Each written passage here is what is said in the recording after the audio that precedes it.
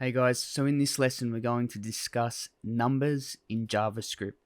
So as we mentioned in some of the previous lessons, numbers are just one of the different data types in JavaScript.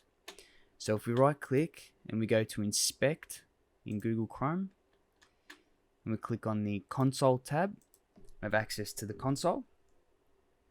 Now we can log any number to the console by simply typing the console.log method, and then in the brackets we just insert any number, and then you can see 7 is logged to the console.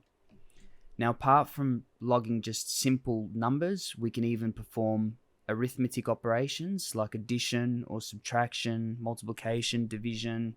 So if we do console.log and we do 5 plus 5, we get 10. Or we could try console.log 20 minus 3,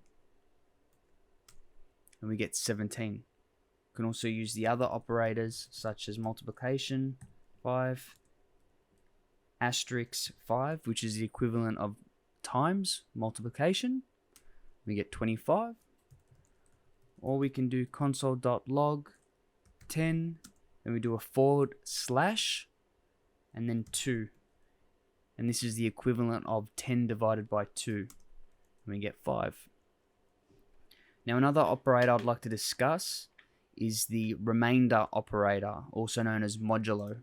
Now modulo is another arithmetic operation where it just returns the remaining number after the right hand number divides into the left hand number as many times as it evenly can. And we do this using the percentage sign. So an example of modulo would be console.log, we'll do 5 modulo 2.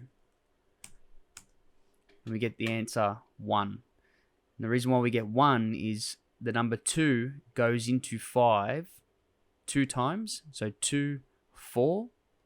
Then we still have 1 left over, which makes up 5. So that's it guys, that's numbers in JavaScript.